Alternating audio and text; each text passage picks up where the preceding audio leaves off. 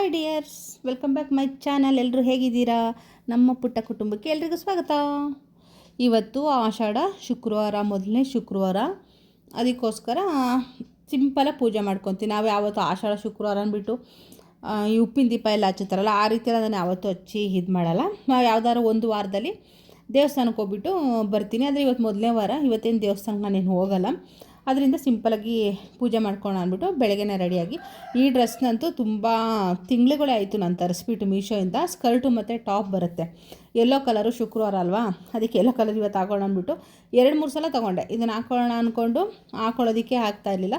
Simple cotton ಚೆನ್ನಾಗಿದೆ material ಅಂತೂ. ಇದ್ರ ಲಿಂಕ್ ಏನೋ ಬೇಕಿದ್ರೆ ಲಿಂಕ್ ಅಂತ ಕಮೆಂಟ್ ಮಾಡಿ. ಇನ್ನು ನನ್ನ ಫೇಸ್ ಅಂತೂ ಫುಲ್ಲು ಟ್ಯಾನ್ ಆಗಿಬಿಟ್ಟಿದೆ, ಮತ್ತು ಈ ಗಲ್ಲ ಹತ್ರ ಬ್ಲ್ಯಾಕ್ ಕಲರ್ ಆಗಿದೆ. ಅದು ಬಂದು ಹಾರ್ಮೋನ್ಸ್ ಇಂಬ್ಯಾಲೆನ್ಸು, ಅದು ಇದು ಈ ಟೆನ್ಷನು ಏನೇನಕ್ಕೋ ಅದು ಬರುತ್ತೆ, ಇದಕ್ಕಿದಂತೆ ಬರುತ್ತೆ, ಹೋಗುತ್ತೆ. ನನಗೆ ಇದೆ ಫಸ್ಟ್ ಏನು ಬರ್ತಾ ಇಲ್ಲ. ಆದರೆ ಈ ಸಲ ಸ್ವಲ್ಪ ಡಾರ್ಕ್ ಆಗಿದೆ, ಅಲ್ಲಲ್ಲಿ ಬ್ಲ್ಯಾಕ್ ಕಲರು. ಒಂಥರ ನಾನು ಕೂಡ ಸ್ಕಿನ್ ಬಗ್ಗೆ ಅಷ್ಟು ಕೇರ್ ಮಾಡ್ತಾಯಿಲ್ಲ. ಫೇಸೆಲ್ಲ ಒಂಥರ ಡಲ್ಲಾಗಿ ಹೋಗಿದೆ. ಹುಂಜ ಕೂಗ್ತಾ ಇದೆ ನಮ್ಮ ಪಕ್ಕದ ಮರೆಯೋದು, ಅಡ್ಜಸ್ಟ್ ಮಾಡ್ಕೊಳ್ಳಿ ಸ್ವಲ್ಪ. ಇನ್ನು ನಾರ್ಮಲು ಸನ್ಸ್ಕ್ರೀನು ಕ್ರೀಮೆಲ್ಲ ಹಾಕ್ಕೊಂಡು ರೆಡಿಯಾಗಿಬಿಟ್ಟು ಯೋಗರು ಅಲ್ಲೇ ಕೂತ್ಕೊಂಡಿದ್ರು. ಏನು ಎಲ್ಲಿ ಹೋಗ್ತೀಯಾ ರೆಡಿ ಆಗೋದಕ್ಕೆ? ನನಗೆ ಇದೂ ಒಂದು ರೆಡಿ, ಇದು ಒಂದು ಮೇಕಪ್ಪು ಅಂತಾರ ನೀವು ಹೇಳಿ. ಸಿಂಪಲಾಗಿ ಒಂದು ಕ್ರೀಮ್ ಹಾಕ್ಕೊಂಡು ಇದು ಮಾಡಿಕೊಂಡ್ರೆ ಏನೆಲ್ಲೋ ಹೋಗೋ ಥರ ರೆಡಿ ಆಗ್ತಾಯಿದೆಯಾ, ಏನು ಸಮಾಚಾರ, ಏನು ಪ್ಲ್ಯಾನ್ ನಿಂದು, ಫಸ್ಟೇ ಹೇಳ್ಬಿಡು ಅಂತಿದ್ರು. ನಂದು ಏನು ಪೂಜೆ ಮಾಡೋವರೆಗೂ ಕೂಡ ಏನು ಪ್ಲ್ಯಾನ್ ಇರಲಿಲ್ಲ. ಆಮೇಲೆ ಏನಾಯಿತು ಏನೋ ನನಗೆ ಗೊತ್ತಿಲ್ಲ, ಒಂಥರ ದಿಢೀರ್ ಮೈಂಡು. ಫಸ್ಟೇ ಯಾವುದಕ್ಕೂ ನಾನು ಪ್ಲ್ಯಾನೇ ಮಾಡಲ್ಲ. ನಾನು ಇವತ್ತರಿಗೂ ಅವತ್ತಿಂದನೂ ಅಷ್ಟೇ ಇದಕ್ಕಿದಂತೆ ಆ ಕ್ಷಣ ಅನ್ನಿಸ್ತಾ ಆಗುತ್ತೆ ಅಂದರೆ ಆವತ್ತೇ ಮಾಡಿಬಿಡ್ಬೇಕು, ಆ ಸೆಕೆಂಡಲ್ಲಿ ಅಷ್ಟೇ. ಅದು ನಾಳೆ ಸಂಜೆ ಈ ರೀತಿ ನಾನು ತಳ್ಳಾಕೋದೇ ಇಲ್ಲ. ಇನ್ನು ನಿನ್ನೆ ಗುರುವಾರನೇ ಪೂಜೆ ಅಡಿಗೆ ದೇವ್ರ ಮನೆ ಎಲ್ಲ ಕ್ಲೀನ್ ಮಾಡಿ ದೀಪ ಎಲ್ಲ ತೊಳ್ದು ಫೋಟೋ ಎಲ್ಲ ಒರೆಸಿ ಕುಂಕುಮ ಇಟ್ಟಿದ್ದೆ. ಇನ್ನು ನಾನು ನಿನ್ನೆ ಸಂಜೆ ಮಾಡಿದ್ದು, ಗುರುವಾರ ಸಂಜೆ ಸ್ವಲ್ಪ ಹೂವು ಎತ್ತಿಟ್ಕೊಂಡಿದ್ದೆ, ಬೆಳಗ್ಗೆ ಶುಕ್ರವಾರಕ್ಕಾಗುತ್ತೆ ಅಂದ್ಬಿಟ್ಟು ಅದನ್ನೇ ಒಂದು 2 ಹೂವು ಹಾಕ್ಬಿಟ್ಟು ಪೂಜೆ ಮಾಡಿಕೊಂಡೆ. ಇವತ್ತು ಅಡುಗೆ ನಾನು ಏನು ಮಾಡಿಲ್ಲ, ಉಪ್ಪಿನಕಾಯಿ ಇದೆ, ಅದನ್ನೇ ಊಟ ಮಾಡ್ಕೊಳ್ಳೋಣ ಅಂತ ಹೇಳ್ಬಿಟ್ಟು ಸುಮ್ಮನೆ ಆಗಿಬಿಟ್ಟೆ. ಇವತ್ತು ನನಗೆ ಪೂಜೆ ಮಾಡೋವರೆಗೂ ನನಗದು ಆಲೋಚನೆ ಇರಲಿಲ್ಲ. ಪೂಜೆ ಮಾಡಬೇಕಾದ್ರೆ ತುಂಬ ತಿಂಗಳಿಂದ ಅನ್ಕೊತಾ ಇದ್ದೆ, ನನಗೊಂದು ಆಸೆ ಇತ್ತು, ನಮ್ಮ ದೇವ್ರ ಮನೆಗಂತೂ ಬೆಳ್ಳಿ ದೀಪ ತೊಗೊಂಬರ್ಬೇಕು ಅಂದ್ಬಿಟ್ಟು. ಅದು ರಾಯರಿಗೋಸ್ಕರ ತರಬೇಕು. ಚಿಕ್ಕದಾಗ ಒಂದು ಯಾವತ್ತು ಆ ಶಕ್ತಿ ರಾಯರು ನನಗೆ ಕೊಡ್ತಾರೆ, ಯಾವತ್ತು ಅದಕ್ಕೆ ದಾರಿ ಆಗುತ್ತೆ ಅಂತ ತುಂಬಾ ಅನ್ಕೊತಿದ್ದೆ. ನಾನು ರಾಯರ ಪೂಜೆ ಸ್ಟಾರ್ಟ್ ಮಾಡೋದಲ್ಲ, ಆವಾಗಿಂದ ಮನಸ್ಸಲ್ಲಿ ಅದೊಂದು ಆಸೆ ಇತ್ತು. ಅವ್ರ ಮುಂದೆ ತುಪ್ಪು ದೀಪ ಹಚ್ಚೋದು, ಬೆಳ್ಳಿ ದೀಪದಲ್ಲಿ ಹಚ್ಚಬೇಕು. ನಾನೀಗ ಹಿತ್ತಾಳೆನೋ ಏನೋ ತಾಮ್ರನೇ ಅಂತಾರ, ಆ ಥರ ದೀಪ ಇಟ್ಕೊಂಡಿದ್ದೀನಿ ಅಷ್ಟೇ. ನಾರ್ಮಲಾಗಿ 2 ಹಚ್ಚುತ್ತೀನಿ, ರಾಯರ ಮುಂದೆ ಅದೆರಡು ಹಚ್ಚುತ್ತೀನಿ. ಅದ್ರ ಬದಲು ತರೋಣ ಅಂದ್ಬಿಟ್ಟು ಪೂಜೆ ಮಾಡ್ಬೇಕಾದ್ರೆ ಸಡನ್ನಾಗಂತ ಸರಿ ಯೋಗರು ಇದ್ದಾರೆ, ಹೋಗ್ಬಿಡೋಣ ಅನಿಸಿದಿನ ಆವತ್ತಿನ ಕೆಲಸ ಅವತ್ತು ಮಾಡಿಬಿಡ್ಬೇಕು. ನಾಳೆ ನೋಡೋಣ ಆಮೇಲೆ ನೋಡೋಣ ಅಂದರೆ ಏನಾಗುತ್ತೆ ಅಂದರೆ ಆಗ ಕೆಲಸ ಆಗಲ್ಲ. ಇನ್ನು ಗುರುವಾರ ನಾನು ಏನಾದರೂ ಆದರೆ ಸ್ವೀಟ್ ಮಾಡ್ತೀನಿ, ಇಲ್ಲಾಂದರೆ ಬಿಸ್ಕೆಟು, ಇಲ್ಲ ಈ ರೀತಿ ಡ್ರೈ ಫ್ರೂಟ್ಸು, ನನಗೇನು ಶಕ್ತಿ ಇದೆಯೋ ಅದನ್ನು ರಾಯರ ಮುಂದೆ ಇಟ್ಟಿನ ನಾನು ಪ್ರತಿ ಸಲನೂ ಪೂಜೆ ಮಾಡ್ಕೊಳ್ಳೋದು. ಇನ್ನು ಬಿಸಿ ಬಿಸಿ ರೈಸ್ ಮಾಡಿದೆ. ಈ ರೈಸ್ಗೆ ತುಪ್ಪ ಹಾಕ್ಕೊಂಡು ನಾನು ಮನೇಲೇನೆ ಇತ್ತೀಚೆಗೆ ಇದು ಗಾರ್ಲಿಕ್ದು ಬೆಳ್ಳುಳ್ಳಿದು ಉಪ್ಪಿನಕಾಯಿ ಮಾಡ್ತೀನಿ. ಎಷ್ಟು ಸಖತ್ತಾಗಿರುತ್ತೆ ಉಪ್ಪಿನಕಾಯಿ ಅಂದರೆ, ಮೊಸರನ್ನ ಜೊತೆ ಈ ರೀತಿ ಬಿಸಿ ಬಿಸಿ ಅನ್ನ, ತುಪ್ಪ, ಉಪ್ಪಿನಕಾಯಿ, ಬೇರೆ ಏನು ಬೇಡ, ಅಷ್ಟು ರುಚಿಯಾಗಿರುತ್ತೆ. ಇನ್ನು ನಮ್ಮ ಮನೇಲಿ ಈ ರೀತಿ ರುಚಿಯಾಗಿದ್ದರೆ ಏನಿಲ್ಲ, ಆರಾಮಾಗಿ ತಿನ್ಕೊಂಡ್ಬಿಡ್ತಾರೆ. ಅದು ಬೇಕು ಇದು ಬೇಕು ಅನ್ನೋ ಡಿಮ್ಯಾಂಡ್ ಇರೋಲ್ಲ. ಇನ್ನು ಊಟ ಎಲ್ಲ ಮುಗಿಸ್ಕೊಂಡು ಮತ್ತು ಯೋಗ ಕೆಲ್ಸಕ್ಕೆ ಹೋಗ್ಬೇಕಲ್ವ, ಅಷ್ಟರಲ್ಲಿ ಬಂದುಬೇಡ 3 ಗಂಟೆ ಅಷ್ಟೇ ಅಂದ್ಬಿಟ್ಟು ಒಂದು 2-3 ಪ್ಲ್ಯಾನ್ ಇಟ್ಕೊಂಡು ಹೋದೆ. ಸ್ವಲ್ಪ ಇವತ್ತು ಶಾಪಿಂಗ್ ಮಾಡಬೇಕಿತ್ತು, ಬಟ್ಟೆ ಅಂದರೆ ಯೋಗನಿಗೆ ಜೀನ್ಸ್ ಪ್ಯಾಂಟು ಸ್ವಲ್ಪ ತಗೊಳ್ಳೋಣ, ಟೀ ಶರ್ಟು ಅನ್ನೋ ಪ್ಲ್ಯಾನ್ ಇತ್ತು. ಅಲ್ಲಿ ನೋಡಿದ್ರೆ ಶುಕ್ರವಾರ ಆಗಿರೋದ್ರಿಂದ ಶಾಪ್ ಕ್ಲೋಸ್ ಮಾಡಿಬಿಟ್ಟಿದ್ರು.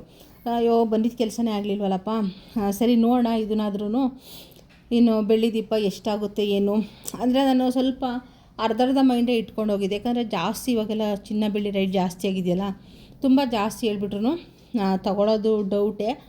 ನಮ್ಮ ಬಜೆಟಿಗೆ ಬಂದರೆ ಪುಟ್ಟದಾಗಿ ಒಂದು ತೊಗೊಂಬರೋಣ, ಇಲ್ಲಾಂದರೆ ಭಗವಂತ ಯಾವಾಗ ಕೊಡ್ತಾನೋ ಆವಾಗಲೇ ತೊಗೊಂಬರೋಣ ಅಂತ ಆಲೋಚನೆ ಇಟ್ಕೊಂಡು ಹೋದ್ವಿ. ಹೋದ್ರೆ ಅವತ್ತು ಆಷಾಢ ಶುಕ್ರವಾರ ಇರೋದ್ರಿಂದ ಅವತ್ತು ಚಿನ್ನ ತೊಗೊತಾರೋ ಬೆಳ್ಳಿ ತೊಗೊತಾರೋ ತುಂಬ ಜನ ಇದ್ದರು. ನಾನು ಹೋಗಿ 2 ಅವರ್ ಕಾದಿದ್ದೀನಿ ಅಲ್ಲಿ ಹೋಗ್ಬಿಟ್ಟು. ಯಾಕಂದ್ರೆ ನಾನು ಇದೇ ಶಾಪಲ್ಲೇ ಚಿಕ್ಕದಾಗಿ ಏನೇ ತೊಗೊಂಡ್ರು ಇದೇ ಶಾಪಲ್ಲಿ ಗೊತ್ತಿರೋರು ಅಂದ್ಬಿಟ್ಟು ನಾನು ಇಲ್ಲಿ ಹೋಗ್ತೀನಿ.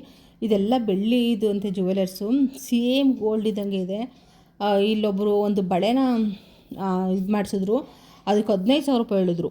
ಬೇರೆ ಸಿಲ್ವರ್ಗೆ ಈ ಥರ ಗೋಲ್ಡು ಕವರಿಂಗ್ ಮಾಡಿದ್ದಾರೆ. ಅದಕ್ಕೆ 15 ಅಯ್ಯೋ ಇನ್ನು ಸ್ವಲ್ಪ ಚಿನ್ನದೇ ಬರುತ್ತಲ್ಲ ಅಂತ ನಾನು ಮೈಂಡಲ್ಲಿ ಅಂದ್ಕೊಂಡು ಕಾದಿದ್ದು ಚಿಕ್ಕದಾಗೊಂದು ತೊಗೊಂಡು ಬಂದೆ. ಅಂದ್ಕೊಂಬಿಟ್ಟಿದ್ದೀನಿ ರಾಯರಿಗೆ ಇವತ್ತು ತೊಗೊಂಡೋಗೋಣ ಅಂದ್ಬಿಟ್ಟು. ತುಂಬ ದೊಡ್ಡದೇನು ತೊಗೊಳ್ಳಿಲ್ಲ, ಆದರೆ ನನಗೆ ತುಂಬ ಖುಷಿ ಇದೆ. ಯಾಕಂದರೆ ತುಂಬ ಆಸೆ ಇತ್ತು ನನಗೆ ಬೆಳ್ಳಿ ದೀಪ ತೊಗೊಂಬರ್ಬೇಕು, ತುಪ್ಪ ದೀಪ ಹಚ್ಬೇಕಂತ. ನಾನು ತೊಗೊಂಬಂದಿರೋದು ಇದೇನೆ ತುಪ್ಪ ದೀಪದ್ದು. ಇದರಲ್ಲಿ ಇನ್ನೂ ಸ್ವಲ್ಪ ಚಿಕ್ಕದು ತೋರಿಸಿದ್ರು ನನಗೆ. ಅಂದರೆ ಅದು ಆರತಿ ಎಲ್ಲ ಮಾಡ್ತಾರೆ ನೋಡಿ, ಚಿಕ್ಕದು ದೀಪ ಇಟ್ಬಿಟ್ಟು ಆ ಥರ ಅನಿಸ್ಬಿಡ್ತು. ಬೇಡ, ತುಂಬ ದೊಡ್ಡ ತೊಗೊಳ್ಳಿಲ್ಲ ಅಂದ್ರೂ ಒಂದು ಮೀಡಿಯಮ್ ಆಗಾದರೂ ತೊಗೊಳ್ಳೋಣ. ಅದು ನೋಡಿದ್ರೆ ತುಂಬ ಪುಟಾಣಿದಾಗೋಯ್ತು, ಅಷ್ಟು ಚೆನ್ನಾಗಿರಲ್ಲ ಅಂದ್ಬಿಟ್ಟು ಇದನ್ನು ತೊಗೊಂಡು ಬಂದು ದೇವ್ರ ಮುಂದೆ ಬೇಡ್ಕೊಂಡು. ಯಾಕಂದ್ರೆ ನಾವು ಈ ಮನೆಗೆ ಬಂದ ಮೇಲೆ ಮತ್ತು ಹೇಳಿದ್ನಲ್ಲ, ಒಂದು 2 ವರ್ಷದಿಂದ ನಾವು ನಮ್ಮ ಮನೆಗೆ ಏನು ಕೂಡ ನಾವು ತಗೊಂಡೇ ಇಲ್ಲ. ಫಸ್ಟ್ ಟೈಮು ಒಂದು ವಸ್ತುನ ತೊಗೊಳ್ತಾ ಇದ್ದೀವಿ ಅಂತಂದರೆ ಅದು ಈ ಮನೆ ಬಂದಮೇಲಂತೂ ಇದೇ ಫಸ್ಟು ಅಂತ ಅಂದ್ಬಿಟ್ಟು ದೇವ್ರ ಮುಂದೆ ಇಟ್ಟು, ಇನ್ನೂ ಹೆಚ್ಚು ಹೆಚ್ಚು ಎಲ್ಲ ತೊಗೊಳ್ಳೋ ಶಕ್ತಿ ಆಶೀರ್ವಾದ ಇಲ್ಲಪ್ಪ ಅಂದ್ಬಿಟ್ಟು ಫಸ್ಟ್ ದೇವ್ರ ಮುಂದೆ ಇಟ್ಟು, ಆಮೇಲೆ ಯೋಗವ್ರದ್ದು ಒಂದು ಬೆಳ್ಳಿ ಕಟ್ಗ ಇತ್ತು, ಅದನ್ನು ಕೂಡ ಅವತ್ತು ದೇವ್ರ ಮುಂದೆ ಇಟ್ಟು ಅವ್ರಿಗೆ ಹಾಕಿದೆ. ಆಮೇಲೆ ಅವ್ರಿಗೆ ಟೈಮ್ ಆಗೋಯ್ತು ಅಂದ್ಬಿಟ್ಟು ಅವ್ರ ಕೆಲ್ಸಕ್ಕೆ ಹೊರಟ್ರು. ನಾನು ಅದಕ್ಕೆ ಮೇಲೆ ವೀಡಿಯೋ ಮಾಡೋಕ್ಕಾಗಲಿಲ್ಲ, ಮಳೆ ಸಿಕ್ಕಾಪಟ್ಟೆ ಮಳೆ ಬಂದುಬಿಡ್ತು ಜೋರಾಗಿ. ಇನ್ನು ಸರಿ ನಾಳೆ ಶುರು ಮಾಡೋಣ ವೀಡಿಯೋನ ಅಂದ್ಬಿಟ್ಟು ಆವತ್ತಿಂದ ಅಲ್ಲಿಗೆ ಬಿಟ್ಬಿಟ್ಟೆ. ಮತ್ತು ನೆಕ್ಸ್ಟ್ ಡೇ ನಾವು ಶಾಪಿಂಗ್ ಹೋಗೋಣ ಡ್ರೆಸ್ ಎಲ್ಲ ತೊಗೊಂಬರೋದಕ್ಕೆ. ಐಬ್ರೋ ಮಾಡಿಸ್ಕೊಂಬರ್ಬೇಕಿತ್ತು ನಾನು ಐಬ್ರೋ ಮಾಡಿಸ್ಕೊಂಡು ಹಾಗೆ ಯೋಗನಿಗೂ ಪ್ಯಾಂಟೆಲ್ಲ ತೊಗೊಂಡು ಬರೋಣ. ಯಾಕಂದರೆ ನಾವು ಸದ್ಯದಲ್ಲೇ ಹೊರಗಡೆ ಹೋಗ್ತಾಯಿದ್ದೀವಿ, ಅದಕ್ಕೋಸ್ಕರ ಎಲ್ಲ ರೆಡಿ ಮಾಡ್ಕೊಂಡ್ಬಿಟ್ಟು ಬೆಳಗ್ಗೆ ಇದು ಮಾಡಿಕೊಂಡ್ವಿ. ಇನ್ನು ಫಸ್ಟು ಲಕ್ಕಿಗೆ ಸ್ನಾನ ಮಾಡಿಸ್ಬೇಕು. ಯಾಕಂದ್ರೆ ಲಕ್ಕಿನ ನನ್ನ ಫ್ರೆಂಡ್ ಮನೆ ಬಿಟ್ಟು ಹೋಗ್ಬೇಕಲ್ಲ, ಅದಕ್ಕೋಸ್ಕರ ಅವಳಿಗೆ ಸ್ನಾನ ಮಾಡಿಸ್ಬೇಡ ಅಂದ್ಬಿಟ್ಟು ಬಿಸಿನೀರಿಟ್ಟಿದ್ರು ಕಾಯೋದಕ್ಕೆ. ಅಷ್ಟರಲ್ಲಿ ಅವಳನ್ನ ಆಟ ಆಡಿಸಿದ್ರು. ಯಾಕಂದರೆ ಅವಳು ಬಾಯಿ ಹಾಕ್ಬಿಡ್ತಾಳೆ ಕೈಗೆ, ಹಾಕ್ಬಾರ್ದು ಅಂತ ಅವಳನ್ನ ಮಲಿಸ್ಕೊಂಡು ಬುದ್ಧಿ ಹೇಳ್ತಾಯಿದ್ರು.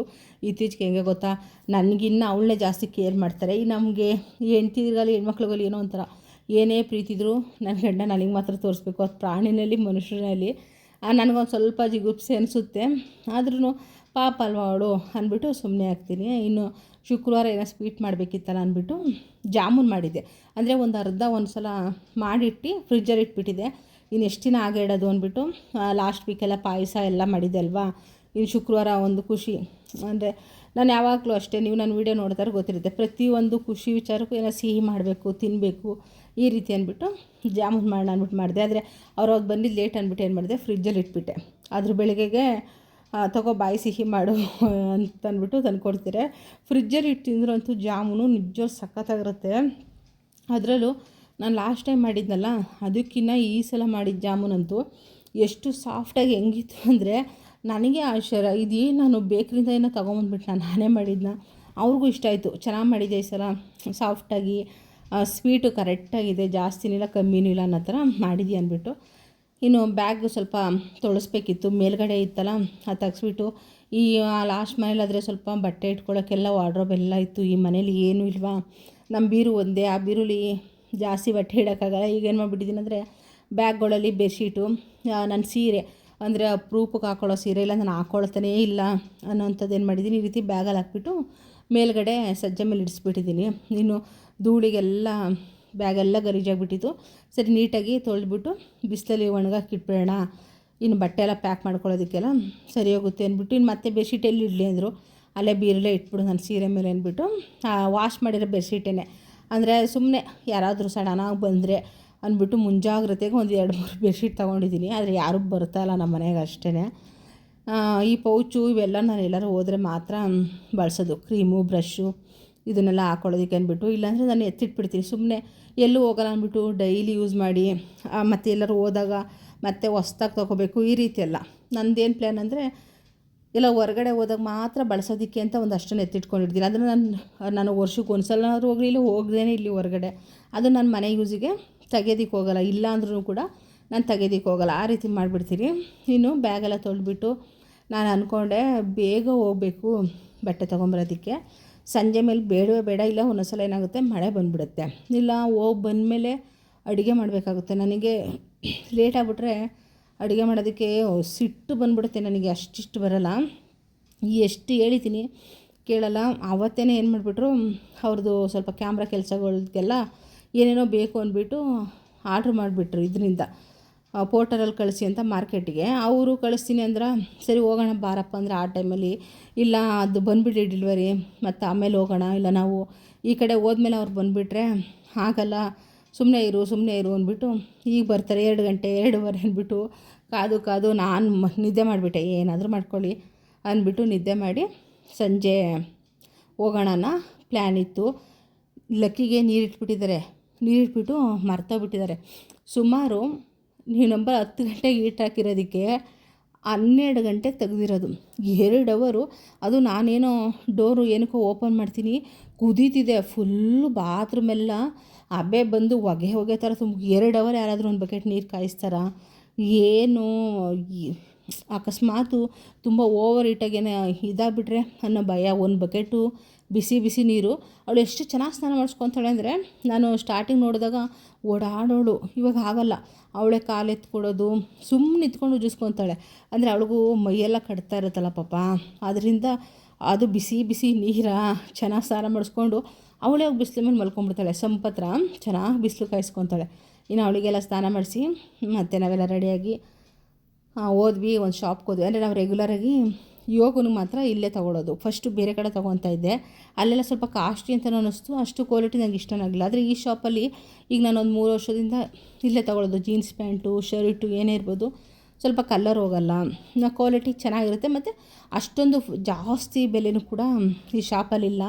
ಅದಕ್ಕೆ ಕರ್ಕೊಂಡೋದೆ ಜೀನ್ಸ್ ಪ್ಯಾಂಟು. ಈ ಗಂಡಸರಿಗೆಲ್ಲ ಜೀನ್ಸ್ ಪ್ಯಾಂಟ್ ಹೆಂಗೆ ಅಂದರೆ blue colour, black colour, grey colour ಇಷ್ಟೇ ಇರುತ್ತೆ, ಬೇರೆ ಕಲರೇ ಇರೋಲ್ಲ. ಈಗ ಆಲ್ರೆಡಿ ಬ್ಲ್ಯಾಕ್ ಇದೆ, ಬ್ಲೂ ಇದೆ, ಗ್ರೇನೂ ಇದೆ.